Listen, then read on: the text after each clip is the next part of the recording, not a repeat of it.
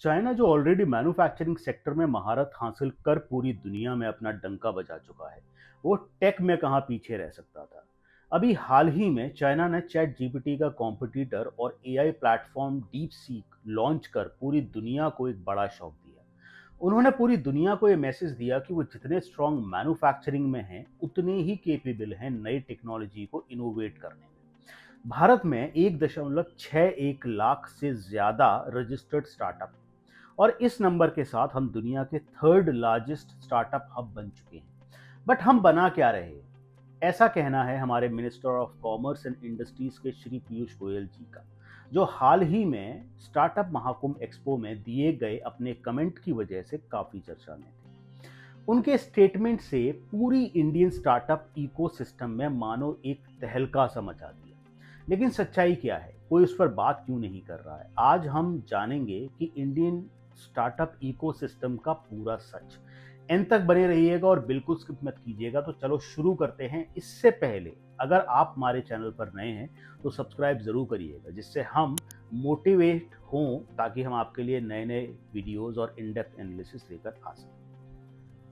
पिछले 10 सालों में इंडिया में स्टार्टअप्स की एक लहर देखने को मिल रही है। बीते कुछ सालों से इसमें एक इम्पॉर्टेंट रोल प्ले कर रहा है शार्क टैंक इंडिया, जो लोगों को मोटिवेट कर रहा है पूरे इंडिया के यूनिक फाउंडर्स के आइडिया, स्टोरीज और उनकी हिम्मत को दिखाकर। बट रिसेंटली एक दो सीजन्स में healthy ice creams, shakes and food related items startups की मानो एक लहर सी आ गई है। ज्यादातर आइडियाज और फाउंडर्स वही रिपीटेडली और ट्रेडिशनल बिजनेसेस के लिए फंड रेज करते हुए दिखते हैं। पीयूष गोयल जी ने यह भी कहा था कि शार्क टैंक के जजेस को अपना नजरिया थोड़ा सा बदलने की जरूरत है। What are India's startups doing today? We are focused on food delivery apps, turning unemployed youth into cheap labor so the rich can get their meals without moving out of their house. And against that, what does a Chinese startup do?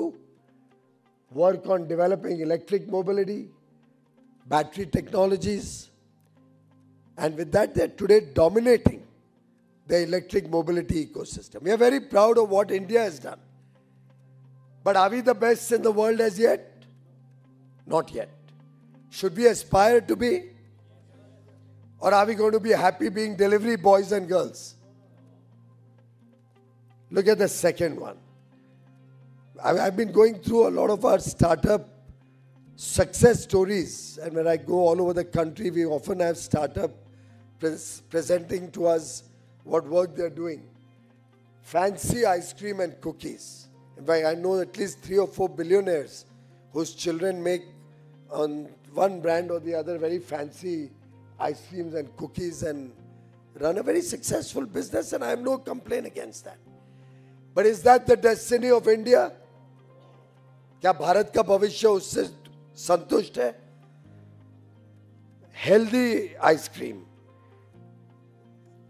zero gluten free, whatever, I don't know, vegan, ये सब शब्द लगा के अच्छी packaging करके हम startup बोलते हैं अपने आप को। ये स्टार्टअप नहीं है, ये एंटरप्रेन्योरशिप है, ये बिजनेस है। दूसरी तरफ सेमीकंडक्टर्स में ग्रोथ हो रही है, आर्टिफिशियल इंटेलिजेंस खुद की अपने देश की बन रही है लोगों की। They are investing heavily to become self-reliant, building chips, AI models, which will prepare the nation for the future. Bharat ने क्या करना है? आइसक्रीम बनानी है या चिप्स बनाने हैं? उसके लिए हम सबको हिम्मत करनी पड़ेगी। और ये इतना ही मैं इन्वेस्टर्स को भी कह रहा हूं, अमन गुप्ता, शार्क टैंक में जरा चेंज करो अपने पर्सपेक्टिव्स को। इंडिया आज दुनिया के एक बड़े स्टार्टअप हब बन चुका है। इंडिया में लगभग 38% स्टार्टअप टेक बेस्ड हैं, मतलब एआई, सास, डीप टेक और डिजिटल इनोवेशन बेस्ड स्टार्टअप हैं। बट क्या इंडिया के tech based startup global level पर कंपीट करने के लायक हैं? लेकिन जब एक मिनिस्टर खुले आम बोले कि आइसक्रीम बना रहे हो और सोच रहे हो कि इंडिया ग्रो करेगा, तो ये बात थोड़ी सीरियस हो जाती है। चलिए समझते हैं इस कंट्रोवर्सी के पीछे की वजह और क्या हम वाकई में चाइना से टेक रेस में पीछे रह गए हैं। इंडिया में हम हेल्दी आइसक्रीम्स और फूड ऑल्टरनेटिव्स और 10 मिनट डिलीवरी वाले स्टार्टअप्स बना रहे हैं जिनकी तादाद सबसे ज्यादा है। अच्छा है, लेकिन क्या इससे देश ग्रो करेगा?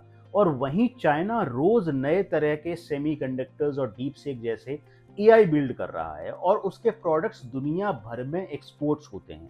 आज आपके हाथ में या आपके घर में जितने भी इलेक्ट्रॉनिक्स या इलेक्ट्रिकल आइटम्स हैं, अगर आप चेक करेंगे तो उसका कोई ना कोई पार्ट चाइना में जरूर मैन्युफैक्चर हुआ होगा, चाहे तो आप चेक कर सकते हैं। लेकिन जब पीयूष गोयल जी ने इनोवेशन के सवाल को उठाया तो इस पर फाउंडर्स के रिएक्शंस आना तो बनता था, क्योंकि इनडायरेक्टली मंत्री जी ने कह दिया कि जो भी हम बना रहे हैं वो बहुत शैलो है, असली इनोवेशन नहीं है।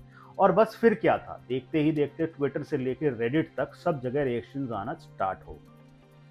काफी लोगों ने कहा कि ये स्टेटमेंट डिमीनिंग है जो उन एंटरप्रेन्योर्स के लिए है जिन्होंने ग्राउंड जीरो से सब कुछ बिल्ड किया है।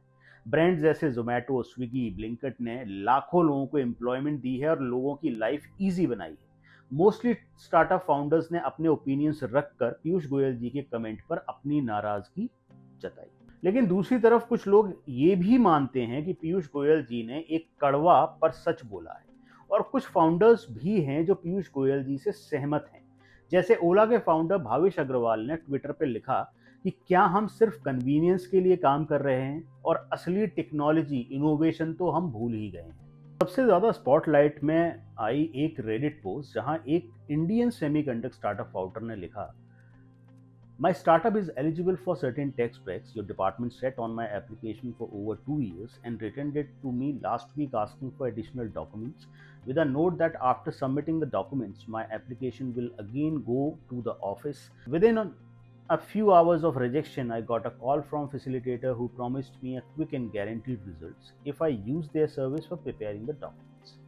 अगर सरल हिंदी में इस ट्वीट का मतलब समझें तो उन्होंने साफ शब्दों में कहना चाहा कि एक काम के लिए उन्हें कई चक्कर लगाने पड़े और कराने के लिए उनसे रिश्वत मांगी गई। बाद में उन्होंने ये भी लिखा कि इंडिया में हार्डवेयर और डीप टेक स्टार्टअप को कोई सपोर्ट नहीं मिलता। इन्वेस्टर्स भी कहते हैं D2C ब्रांड बनाओ, उसमें पैसा जल्दी आएगा। बेसिकली वो कहना चाह रहे हैं कि हम नए इनोवेशंस कैसे करें जब हमारे देश की स्टार्टअप्स को लेकर पॉलिसीज ही फ्लेक्सिबल नहीं।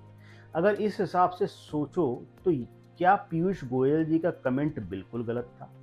नहीं, उनका पॉइंट वैलिड था। इंडिया को सिर्फ D2C ब्रांड की डिलीवरी एप्स या हेल्दी स्नैक्स पे ही नहीं टिका रहना चाहिए। अगर हमें आने वाले समय में डेवलप कंट्री या कहें एक सुपर पावर बनना है तो हमें भी डीप टेक, AI, रोबोटिक्स और सेमीकंडक्टर जैसे सेक्टर्स में कोर इनोवेशंस करनी पड़ेंगी। अगर आप दुनिया के किसी भी डेवलप कंट्री के बारे में पढ़ेंगे तो आपको अच्छे से समझ में आएगा कि उनकी ग्रोथ के पीछे इनोवेशंस ही एकमात्र कारण है। चाइना आज ये सब इसलिए बना रहा है क्योंकि उन्होंने पहले से स्टेट फंडेड R&D इंफ्रा और ग्लोबल डोमिनेंस का प्लान बना रखा है। पर प्रॉब्लम क्या है? क्या हम डीप सीक बना सकते हैं? क्या हम भी ऐसे इनोवेशंस कर सकते हैं कि कंजम्पशन के लिए सारी दुनिया हमारे प्रोडक्ट्स पर निर्भर हो? इस सवाल का सही आंसर तब मिल सकता है जब गवर्नमेंट और फाउंडर्स दोनों एक दूसरे को कॉम्प्लीमेंट करें।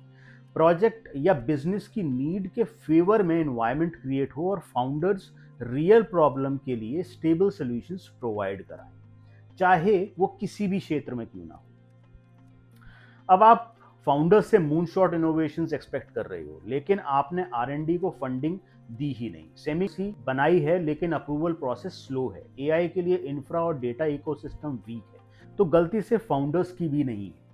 और दूसरी तरफ इंडिया में ट्रेंड बनता जा रहा है कि बिजनेस ऐसा बनाओ कि जल्द से जल्द फंड रेज हो सके। अभी हाल ही में आपने न्यूज में देखा होगा कि कैसे heavily funded businesses like Byju's, PharmEasy बंद होने की कगार पर है। रिपोर्ट्स के अनुसार फार्म इजी की वैल्यूएशन 23,000 करोड़ रुपए की थी और क्योंकि वो अपना नेक्स्ट फंड रेज नहीं कर पाए तो धंधा चलाना मुश्किल हो रहा है। आपने शायद ये नोटिस किया होगा कि हमारे देश के मोस्टली बड़े स्टार्टअप्स कॉपीड हैं दूसरे देशों के बिजनेसेस से, जैसे फ्लिपकार्ट, ओला और बाकियों की लिस्ट काफ़ी लंबी है जिसे आप गूगल से निकाल सकते हैं। और समझने वाली बात यह है कि ज़्यादातर बिजनेसेस का फोकस सिर्फ कन्वीनियंस प्रोवाइड कराना है और डोमेस्टिक कंजम्पशन के नाम पर स्केल करना। आप सोचिए कि क्विक कॉमर्स के नाम पर 10 मिनट में सामान डिलीवर करके हम क्या अचीव कर रहे हैं या हम क्या अचीव करना चाहते हैं, जिसके लिए डिलीवरी राइडर जो सारा दिन अपनी जान हथेली पर लेकर बाइक दौड़ा रहे हैं। आप मुझे कमेंट करके बता सकते हैं कि अगर आपका ऑर्डर 10 मिनट की बजाय 1 घंटे में आए तो आपके डेली रूटीन में इसका कितना इम्पैक्ट पड़ता है या पड़ेगा। बात सिंपल है, इंडिया को ग्रो करने के लिए सिर्फ कंजम्पशन नहीं, इनोवेट भी करना होगा। हमें आर&डी में ज्यादा कंट्रीब्यूट करना पड़ेगा, नए टेक बनाने पड़ेंगे और दुनिया को दिखाना पड़ेगा कि हम भी डीप टेक या एआई में किसी से कम नहीं हैं। हाँ, हमारी सरकारें भी एफर्ट्स ले रही हैं, make in India, startup India, agri tech, सब कुछ प्रमोट हो रहा है। दिल्ली और नोएडा के एक्सपो सेंटर्स में स्टार्टअप महाकुंभ जैसे बड़े इवेंट्स भी हो रहे हैं, जहां से पीयूष गोयल जी के कमेंट की पूरी कंट्रोवर्सी शुरू हुई। लेकिन अभी भी सिस्टम में बड़े गैप्स हैं। ज्यादातर स्कीम और आइडिया सिर्फ बैनर्स और इवेंट्स तक लिमिटेड हैं, और कई रिपोर्ट्स के मुताबिक ग्राउंड लेवल पे अभी भी सिस्टम में ट्रांसपेरेंसी की कमी है। आप आए दिन करप्शन या उससे रिलेटेड न्यूज सुनते ही हो, तो जाहिर सी बात है कि सवाल उठेंगे ही, नए इनोवेशंस और स्टार्टअप्स कैसे आसानी से बनाए जाएं। सिर्फ ये कह देना कि हेल्दी आइसक्रीम बना रहे हो, क्या यही ग्रोथ है? थोड़ा अनफेयर है। इंडिया में लोगों की रियल प्रॉब्लम सॉल्व हो रही है, छोटी छोटी चीजें जो लाइफ को बेटर बनाती हैं, इंडियन स्टार्टअप कंपनीज उसको सॉल्व कर रही हैं। ग्रोथ के लिए, ग्लोबल बिजनेस प्रेजेंस बनाने के लिए हमें इनोवेशंस की तरफ भी बढ़ना पड़ेगा। हमें ऐसे बिजनेस मॉडल्स पर ज्यादा फोकस करना चाहिए जो प्रॉफिटेबिलिटी इंश्योर करते हैं, ना कि सिर्फ स्केल के नाम पर फंडिंग रेस।